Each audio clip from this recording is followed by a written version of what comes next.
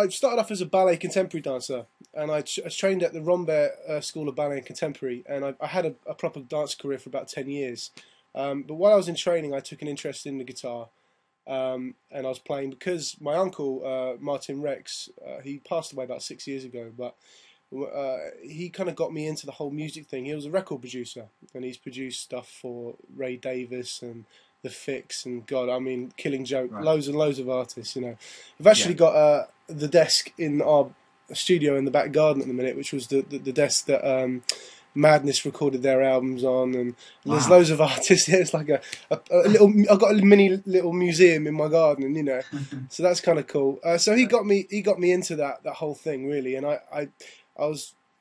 I mean, I also did acting as well, but I kind of started off doing that. But when I was at dance college, I guess my way of escapism from the hardcore, you know, graft of busting your balls all the time, dancing, training, and all that was playing guitar and singing.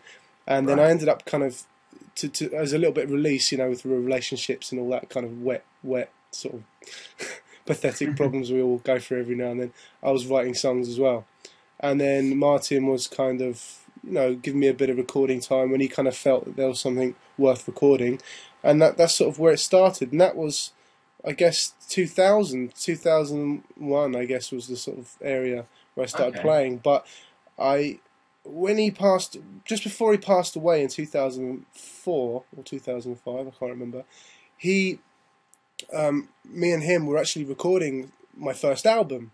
So at that point, I've obviously accumulated enough material to be able to record stuff, you know, to record an album. Not to the standard that I ideally would like now. You know, now looking back, I'll be like, I don't know, actually, that's not as good as what I thought it was at the time. You know, Yeah, sure. but I guess every artist sort of goes through that. Yeah. But he passed away halfway through our project, which was a bit of a bummer. And I was in Japan on tour with the ballet company at the time. And then when I came back, his very good friend Jeff Scantlebury, who's a well-known percussionist, he's played with everybody, everyone. I can't even think of a name. Isn't that funny? There's a whole biog on my website of what he's done. He took over and helped continue the project.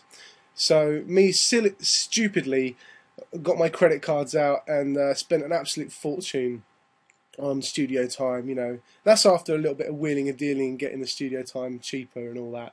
But I didn't really know what I wanted, you know. So Sure. Sure. I kind of spent a lot of money. Some songs came out well, but it was a bit of a kind of a bit of a jam because we got all the sessions in, and it just wasn't a sound. I didn't know what my sound was going to be, and some of the songs were strong, some of them weren't, and you know. So the album that you've got up on Audio Rocket, because how many? There's about 11 tracks. There's 12 tracks on that album. 12 Yeah. tracks. Are they all the songs you've done, or is that the best of a load of tracks that you've written? None of those songs were on the original album, or maybe one or two were. So that was a product I was actually years later. That was 2005 when I did the first one. 2009 is when I just did this album, which is now available, which is my debut release. Yeah. And what advice would you give yourself if you could go back to the beginning Uh, of your music career?